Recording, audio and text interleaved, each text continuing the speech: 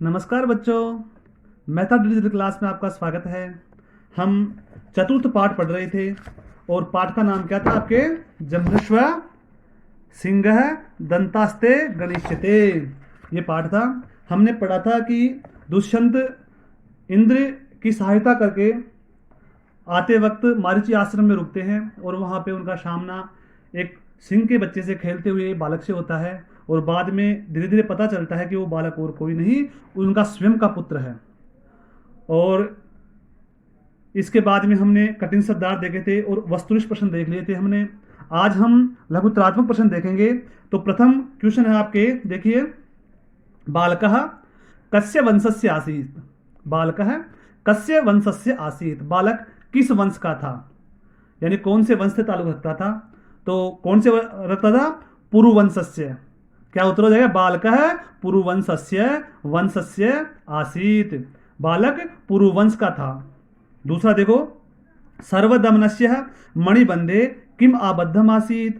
सर्वदमन के जो मणिबंध था वो किस कारण से आबद्ध था, बंधा हुआ था। जो कलाई के ऊपर जो औषधि बंधी हुई थी वो किस कारण से बंधी हुई थी? क्या था वो? रक्षा कंडकम, यानी रक्षा करने वाले दंड के समान, यानी उसका कवच, रक्षा कवच है ना। फिर देखो, बालकस्य पितुम किम नाम आसीत्। बालक के पिता का क्या नाम था? तो बालक के पिता का क्या नाम था? बालकस्य पितु दुष्यंतम आसीत्। बालक के पिता कौन थे? दुष्यंत थे। तीसरा चतुर्थ देखो, बालकः सर्वदमनः कस्य सकाशम गंतुम इच्छति। बालक जो सर्वदमन था वो किसके पास जाना चाहता था? किसके पास जाना चाहता था? मातु सकाशम, यानी वह अपनी माता के पास जाना चाहता था। तो क्या आ जाएगा? बालकः सर्वदमनः मातु सकाशम गंतुम इच्छति, माता के पास जाना चाहता था। ठीक है बेटे, चारों प्रश्न हो गए। एक बार और देख लो। बालक कस्य वंशस्य आसीत्? पुरुवंशस्य। सर्वदमनस्य मणिबंधे किम आबद्धम आसीत्? रक्षाकरंडकम। बालकस्य पितुः किम नाम? दुष्यन्तः।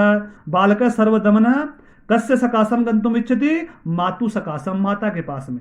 अब देखो, निबंधात्मक प्रश्न है, ये आपके बड़े प्रश्न है। अनार्य परदारव व्यवहार इति सुक्ति स्पष्टीकृतः।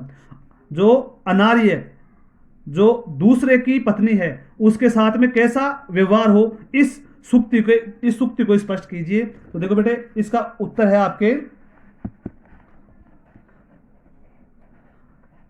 भारतीय संस्कृतौ नारी सदैव सम्मानिया आतः तस्याः समादरः कुर्यात्। भारतीय संस्कृति में नारी सदैव ही सम्मानीय है, अतः उसका आदर करना चाहिए।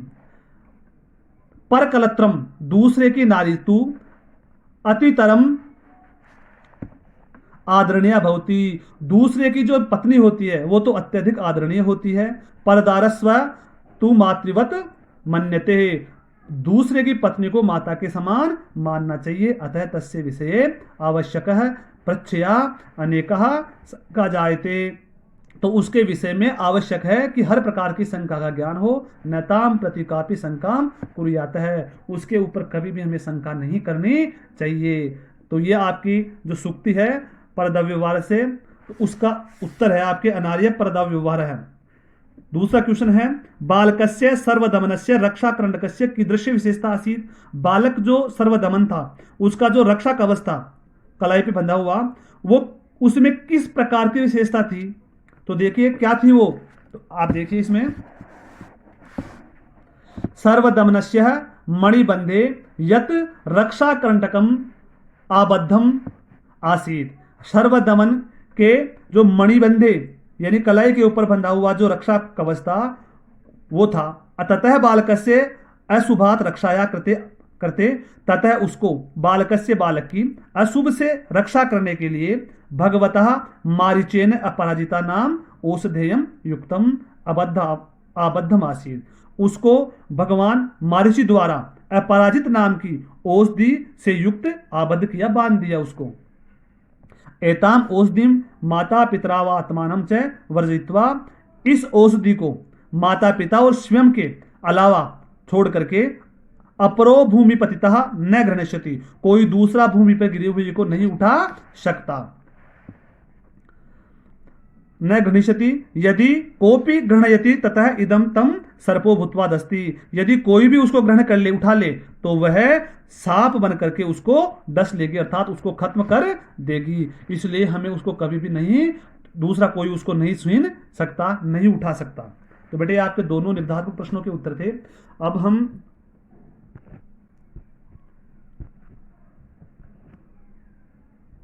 हम आगे देखेंगे।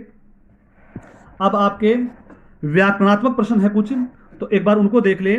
निम्नलिखित नाम पदानाम संधि कुरुतः, निम्नलिखित पदों की संधि कीजिए। हमें संधि विग्रह दे रखा है ना, तो उसको हम मिलाकर के संधि बनानी है, कौन संधि है वो लिखना है। तो देखो खलु अयम, तो खलु अयम में खलु में उ है और सामने अयारा है, तो उ के स्थान पर क्या हो जाएगा, वह हो जाएगा यण संधि में, ठीक है ना। खलवयम। कह अस्य, अब देखो कह के विसर्ग है, ठीक है ना, तो विसर्ग के साथ में उत्व हो जाएगा, ठीक है ना, और उत्व होने के साथ में अ सामने आ रहा है ओ के बाद में, इसलिए पूर्व रूप भी होगी। तो यहां पर को अस्य विसर्ग और पूर्व दोनों संधि, पूर्व रूप दोनों संधि। एक अन्वय है। अब देखो एक में क में अ है और सामने अ, तो दीर्घ हो जाएगा यहां पर, एकान्वय है दीर्घ संधि। मृग इंद्रम। अब देखो ग में अ है और सामने ई, तो कौन सी, गुण वाली, तो मृगेंद्रम गुण संधि। सह एव में है में अ और ए, तो कौन सी, वृद्धि संधि, सहेव, ठीक है ना। तो आपको इसको लिखना है। आगे देखिए,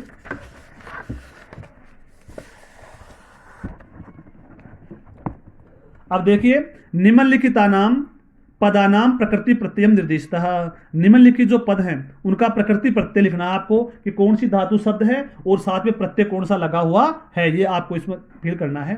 तो देखो पहले है रम्यत्वम।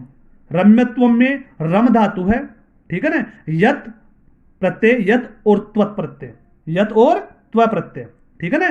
तो क्या बन जाएगा, रम्यत्वम। केसरिणी, केसरी में केसर शब्द आपके, इन्हीं और ग्नी प्रत्यय। फिर देखो जनता, जनता में जन प्लस तल, तस्य भाव तुलव, यानी भाव अर्थ में, तो जनता, जन प्लस तल जनता। अपराजिता, पराजी, परा प्लस जी कत और टा प्रत्यय, यह आपके परा उपसर्ग पूर्वक जी धातु कत प्रत्यय और टाप लगता है इसके अंदर, ठीक है ना। ये तो आप इसकी प्रकृति प्रत्यय हो गया। अब आगे देखिए आप,